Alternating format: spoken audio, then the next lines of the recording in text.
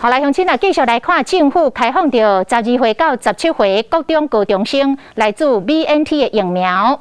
今仔日注射第3天，嘉义市今仔日是第1天，注射状况真顺利。另外，高雄甲台南，讲有袂少的学生出现着不良的反应，头晕、起酸痛，所以拢来请疫苗假。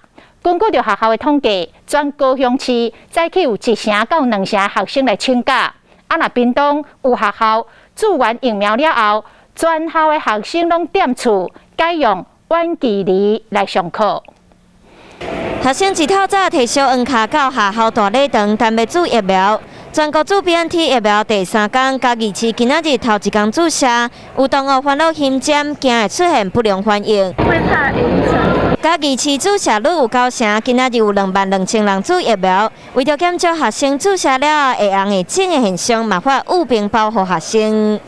就是那个市长送的那个冰。另外，伫高雄注射正日第2天，有袂少学生身体酸痛或者是头晕，有1-2成的人请疫苗假。以道民众合作例，曾注射的人数有1037个人。过天请假人数就有250个人，已经注射3天的台南人数上济，就是今仔日请假的人数有3000人，比例超过4成。